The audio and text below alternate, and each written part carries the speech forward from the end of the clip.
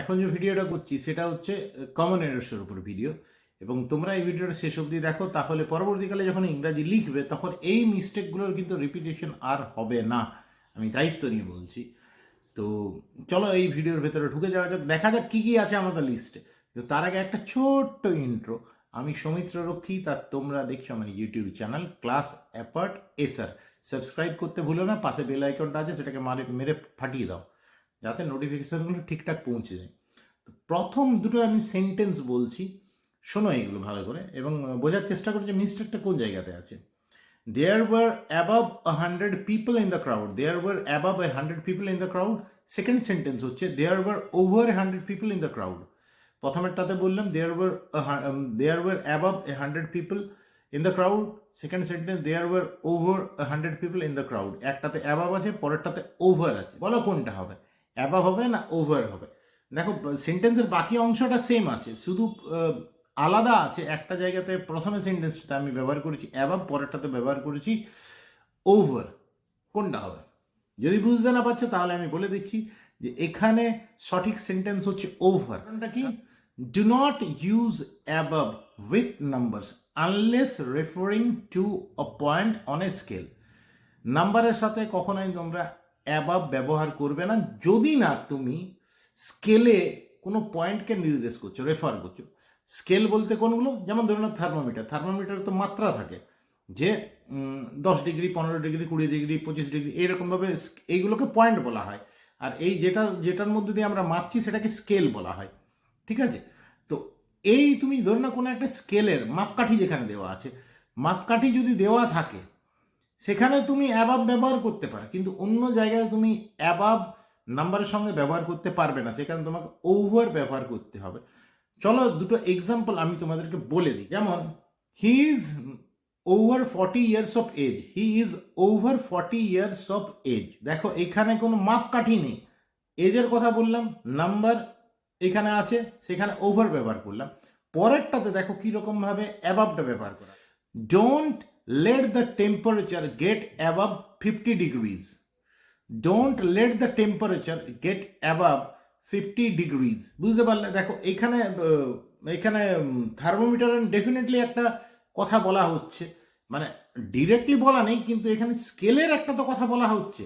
মানে তুমি যখন মাপকাঠি দিয়ে মাপছো, তাই তুমি এখানে অ্যাবাবটা ব্যবহার করতে পারো নাম্বারের সাথে, কিন্তু অন্য কোনো ক্ষেত্রে তুমি নাম্বারের সাথে কিন্তু অ্যাবাব ব্যবহার করতে পারবে না, সেখানে ওভারেই তোমাকে ব্যবহার করতে হবে।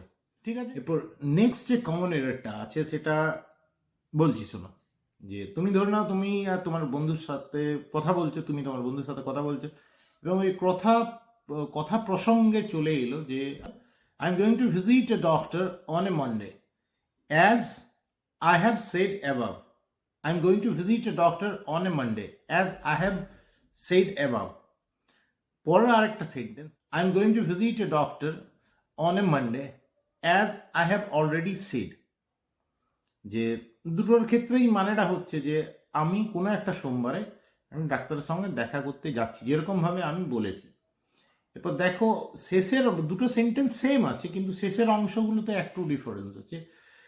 প্রথমের যে সেন্টেন্সটা সেটা বলেছি কি as I have said above, as I have said above. আর পরেরটাতে আমি বললাম as I have said, as I have already said. ঠিক আছে? তো যেখানে অ্যাবাবটা ব্যবহার করেছি সেই অ্যাবাবটা কিন্তু হবে না। পরের যে সেন্টেন্সটা I am going to visit a doctor on a Monday as I have already said, এটা হবে।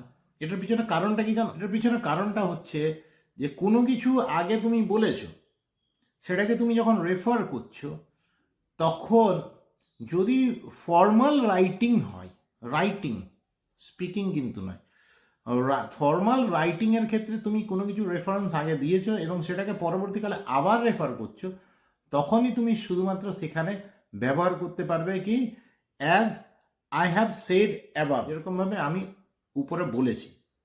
কিন্তু ইনফর্মাল স্টাইল স্পিকিংয়ের ক্ষেত্রে জেনারেলি আমরা কিন্তু অ্যাবাব ব্যবহার করি না, আমরা ব্যবহার করব as I have already said. ঠিক আছে? তাহলে পরেরটা হলো ঠিক। এরকমই আরেকটা এক্সাম্পল দেখছি। What do you think of the above statement? What do you think of the above statement. আর আরেকটা সেন্টেন্স হচ্ছে what do you think of this statement or what do you think of my statement. প্রথমেরটাতে above বললাম, পরেরটাতে একবার মাই বা this যে কোনো একটা ব্যবহার করছি। যে তাহলে এখানে কোনটা হবে? তুমি ধরো না কথা বলছো, কারোর সাথে কথা বলছো, প্র্যাকটিক্যালি ভাবো কথা বলছো, ভার্বাল কমিউনিকেশন হচ্ছে, রাইটিং কিন্তু নয়। সেই জন্য অ্যাবাভ যেটা ব্যবহার করেছি আমরা সেটা কিন্তু চলবে না। What do you think of the above statement, এটা কিন্তু হবে না। What do you think of my statement বা what do you think of this statement, এটাই ঠিক হবে। কারণ ইনফর্মাল কমিউনিকেশনের ক্ষেত্রে বা ইনফর্মাল স্পিচের ক্ষেত্রে আমরা এই দিস, মাই, এই সমস্ত পজেসিভগুলোকে বা ডিটারমাইনারগুলোকে ব্যবহার করে থাকি। অ্যাবাভ কিন্তু শুধুমাত্র ফর্মাল রাইটিংয়ের ক্ষেত্রে ব্যবহার করা হয়, এটা যেন মাথায় থাকে, ঠিক আছে? এরপরে অ্যাবাভ আরেকটা কীরকমভাবে ব্যবহার করা হয় সেটা নিয়ে বলছি, সেখানে কমিউনিকেশনটাও থাকছে। যে I like reading above all novels, I like reading above all novels, আর I like reading specially novels. দুটো সেন্টেন্স একই রকম আছে, শুধু দুটো ওয়ার্ড আলাদা আলাদা আছে। প্রথমেরটাতে বলেছি আমি অ্যাবাভ অল, পরেরটাতে বলছি স্পেশালি। অ্যাবাভ অলের মানে হচ্ছে মোস্ট ইম্পর্টেন্টলি, কিন্তু তুমি এখানে যে সেন্সে ব্যবহার করতে চলেছ, আমরা এখানে সেন্টেন্সগুলোকে যে সেন্সে ব্যবহার করতে চলেছি, যে বিশেষভাবে মোস্ট ইম্পর্টেন্টলি নয়, সব থেকে গুরুত্বপূর্ণভাবে বলিনি, কিন্তু আমরা স্পেশালি বলতে চাইছি। সেক্ষেত্রে আমরা কিন্তু অ্যাবাভ অলটা ব্যবহার করতে এখানে পারবো না। অ্যাবাভ অলের মানে হচ্ছে মোস্ট ইম্পর্টেন্টলি। তাই এখানে কারেক্ট আনসার হচ্ছে I like reading specially novels. তোমাদের যদি আমার এই ভিডিও ভালো লাগে তাহলে অবশ্যই তোমরা লাইক করো, সাবস্ক্রাইব করো, আর চ্যানেলটাকে ফলো করো। আমার এই ফেসবুক পেজও আছে, সেটাকেও তোমরা ফলো করতে পারো। এই নোটিফিকেশনগুলো তোমরা তাহলে পেয়ে যাবে। আজকের জন্য এতটুকুই, আমি বিদায় নিচ্ছি। আমি সৌমিত্র রক্ষিত, ভালো থেকো।